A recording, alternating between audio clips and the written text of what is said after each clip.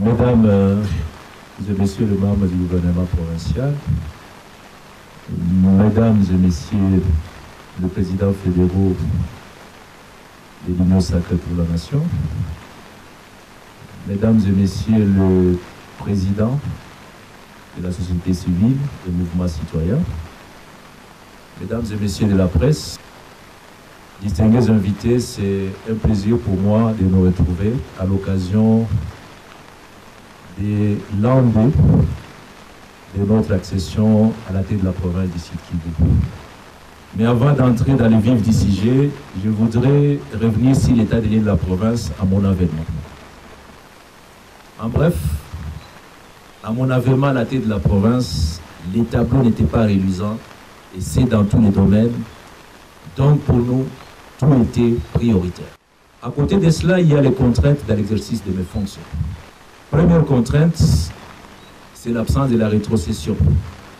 Nous avons été investis le 11 juin 2019.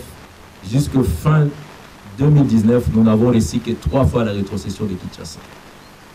En 2020, nous n'avons reçu que 2 fois la rétrocession. Et aujourd'hui, 2021, 0 rétrocession. Deuxième défi et contrainte, la crise sanitaire. Les conséquences négatives de la pandémie à coronavirus sont d'une grande ampleur sur le plan sanitaire que sur le plan socio-économique. Troisième contrainte, c'est un contexte politique très mouvementé. Je cite qu'il vous reste une particularité sur le plan politique, puisque de la coalition FCC-CACH à la mise en place de l'Union sacrée pour la nation, en passant par les interpellations, les questions écrites, motion de défiance à l'Assemblée provinciale. Ça montre que les turbulences politiques sont une source de stabilité de la province et constituent un blocage pour le développement de notre province. Donc, chers amis de la presse, en dépit de cet environnement conjugué, compliqué, j'ai tenu au respect de mes engagements contenus dans mon programme discours devant l'Assemblée provinciale. Évidemment, avec les moyens de bord à ma disposition. Il est vrai que beaucoup reste à faire. Cependant, avec le concours de nous tous, nous pensons garder le cap vers les changements tant attendus par notre peuple. Quant aux relations avec l'Assemblée provinciale, nous avons tenu 4 réunions interinstitutionnelles, plusieurs rencontres avec les bigots et des contacts permanents avec les députés provinciaux. Sans oublier un contact permanent avec le président de l'Assemblée provinciale. En ce qui concerne l'ordre public, nous avons entrepris les actions de pacification. Dès mon accès aux responsabilités, nous avons tenu à organiser un dialogue intercommunautaire à Uvira, durant 5 jours, pour rapprocher les vies et pour continuer toujours à insister sur la nécessité de cohabitation pacifique entre les communautés. Il s'en est suivi des dialogues intracommunautaires autour de Babembe, Bafuliro, Bavira, Banyindu, Banyamulenge et Barundi. Et dernièrement, nous avons eu un dialogue intercommunautaire organisé à Kinshasa sous l'égide du chef de l'État. Infrastructure routière. Dès notre accès aux responsabilités, il y avait un tronçon symbolique. La route Place Moulamba, frontière aux Zizi 1er. C'est une route de 3,4 km. À ce jour, 2,5 km a été réhabilité au standard moderne et à un prix aussi inégalé par le passé. 825 000 $ par kilomètre. Alors que nous savons, dans cette province, les routes par kilomètre avoisinent 2 millions de dollars à 1 300 000 $. Deuxième construction, sur le mur de soutènement de protection de la RN5, des tronçons PK0 à 500. La route d'Ouvire au niveau de l'OCC, par l'étrichement de l'Office des routes. Travaux de protection des accès du pont Sangia, dans le secteur Tanganyika, sur la RN5. Travaux de suppression des bourbiers de tête d'érosion et dégagement des éboulements pour une remise en état de praticabilité de la RND. La RND, c'est la route qui relie Bukavu jusque dans les territoires de Mwenga.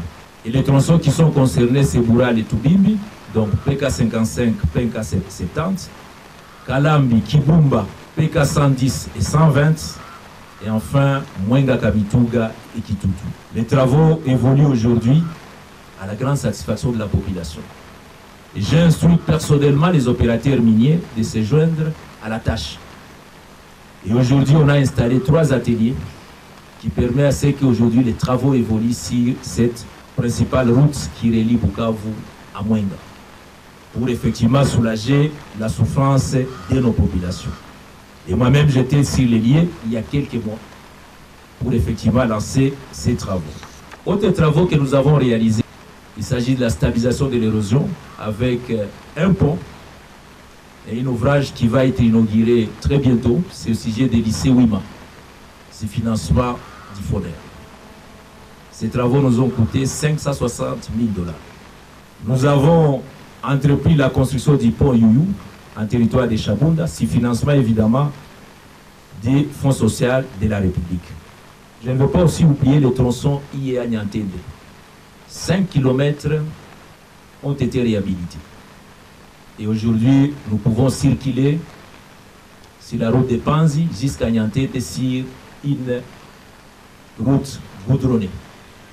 Ça, nous devons aussi les souligner parmi les efforts dans la reconstruction de nos infrastructures routières. Nous avons aussi inauguré quelques infrastructures routières et d'ouvrages d'art. Je pense ici au pont Moulongo et Kalimabenge, dans les territoires d'Ouvira.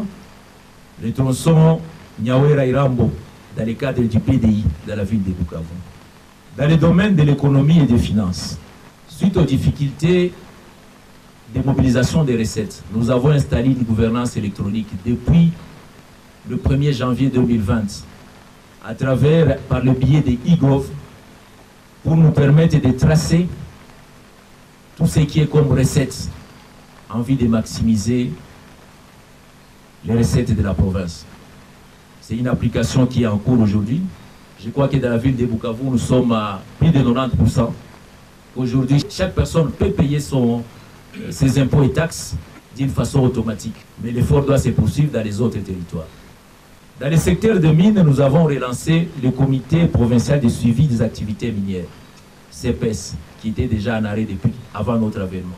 Nous sommes aussi dans un processus de la mise en œuvre d'un guichet unique dans les domaines du secteur minier. Il y a encore une certaine résistance, mais nous pensons arriver à cet objectif puisque tous les opérateurs miniers demandent effectivement que nous puissions avoir ces guichets uniques. Surtout qu'aujourd'hui, les mines ne rapportent pas grand-chose à cause du secteur artisanal aujourd'hui. Depuis la chute des bandereaux, nous n'avons pas une grande entreprise minière qui peut nous permettre de maximiser. Nous avons donc entrepris un travail d'assainissement en commençant par les territoires de Mwenga. Et nous pensons poursuivre ce travail dans d'autres territoires. Ici, nous pensons à Fizi, Kaleye, Chabunda.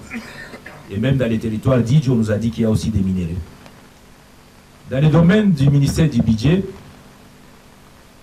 nous avons mis en cohérence un plan de développement de la province, validé par les PNID. Le site Kivu a été la première province qui a aligné son plan de développement. Ce plan de développement nous a permis de renforcer la gouvernance, diversifier et transformer aussi l'économie. Et ce plan a été décliné en PAP, donc plan d'action prioritaire.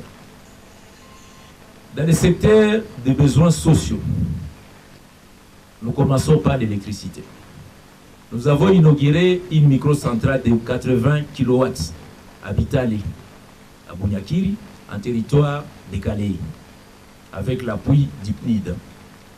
Nous avons lancé la construction des microcentrales hybrides, donc qui va relier les thermiques et les solaires à Bugarula, dans le territoire d'Idjui. Nous avons encore signé avec une ONG AFSI pour la mise en place des microcentrales toujours hybrides de 100 kWh à Kachara et de 12 kWh à Kimoni, toujours dans les territoires d'Idjui. Nous avons lancé l'installation des compteurs Cash Power dans la ville de Bukavu. Aujourd'hui, on a à peu près 3000 compteurs qui ont été installés. Et cette expérience a commencé d'abord par la commune d'Ibanda. Et à l'horizon prochain, nous comptons étendre ce travail dans les autres communes.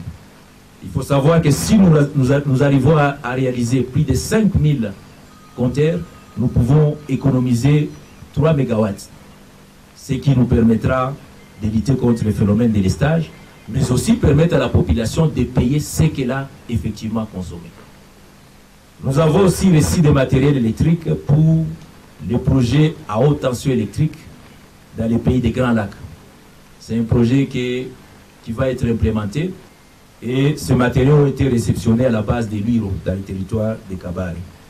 Et je crois qu'avec ces efforts, vous conviendrez avec nous qu'il y a une petite amélioration dans la fourniture de l'énergie dans la ville de Bukavu.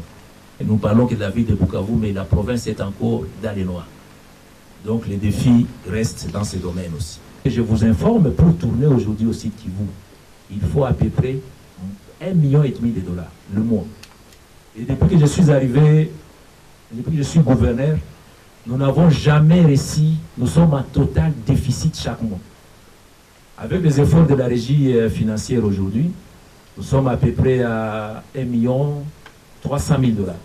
1,3 million de dollars, quand on y dégage là-dedans la dette, peut-être on reste avec 1 million de dollars, mais je vous informe que rien que les salaires des agents et le fonctionnement, les salaires c'est 550 000 dollars. L'Assemblée provinciale doit avoir 150 000 dollars. Nous sommes à 700 000. Le fonctionnement, la gestion de la sécurité. Bref, nous devons continuer les efforts pour permettre de fonctionner et surtout permettre d'investir. Je parlais de la rétrocession, mais aussi depuis 2019 jusqu'à ce jour, aucun rond sur les investissements du gouvernement central. Et la rétrocession que nous avons aujourd'hui, c'est déjà 52 000 dollars. Ça ne peut même pas payer le salaire. Elle n'arrive pas et elle est totalement ridicule. Pendant que la province du Sud Kivu, malgré les conflits armés, malgré les problèmes que nous avons, nous sommes encore la 5e province en termes de contribution du budget national, devant même les Lualaba. Donc devant nous, nous n'avons que Kinshasa, Congo central, Okatanga et le voisin du Nord Kivu. Nous sommes 5e. En principe, nous devions avoir 2 millions de dollars chaque mois de rétrocession. Mais nous recevons difficilement 252 000 dollars. C'est ça la réalité aussi du site qui vaut le moyen. C'est pour ça que nous nous battons pour qu'effectivement nous puissions mobiliser plus de recettes pour bien fonctionner et être redevables vis-à-vis de la population.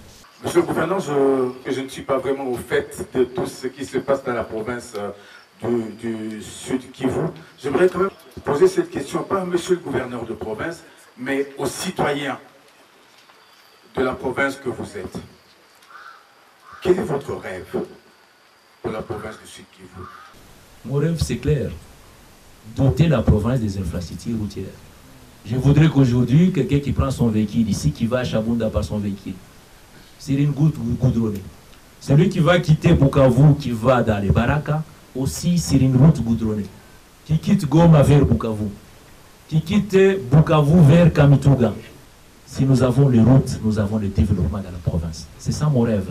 Je veux que demain aussi, les diamants qui dorment dans les lacs Kivu ici, nous avons 60 milliards de mètres cubes de gaz méthane. Je vous annonce que dans quelques jours, nous allons aussi signer un PPP entre le gouvernement central et une entreprise sud-africaine avec laquelle je négocie depuis 1 année et demie pour permettre l'exploitation du gaz méthane. C'est des milliards de dollars, c'est de l'électricité qui va être à notre disposition. Bukavu aujourd'hui tourne avec à peine 13 MW. Mais le projet qui est de 400 millions de dollars, si on arrive à signer, puisque nous n'attendons que la signature dans le nouveau gouvernement, les ministres de l'énergie, les études sont finalisées. On pourra produire à terme 100 MW. Et on pourra avoir des usines, des industries dans la province du Sud Kivu. Je rêve aussi de l'agriculture, puisque le Sud Kivu était le grenier du Congo. Quand je vous évoque le PFCGL, tout ce que nous allons réhabiliter comme port, tout ce que nous allons faire comme route avec le commerce transfrontalier, mais qu'est-ce que le Congo donne? Le Congo ne doit pas être seulement un marché de consommation. Nous devons aussi avoir de la valeur ajoutée. Notre ananas qui est produit à Idjui, les haricots qui sont produits à Walungu, le café qui est à Calais, le riz qui sera produit dans la plaine de la Ruzizi puisse être vendu aussi en Tanzanie. Donc moi je rêve d'une province développée. Nous sommes 5e, j'aimerais que peut-être demain nous soyons 2e après Kinshasa, la capitale. Donc je rêve pour moi marquer l'empreinte comme un gouverneur qui a développé les sites Kivu.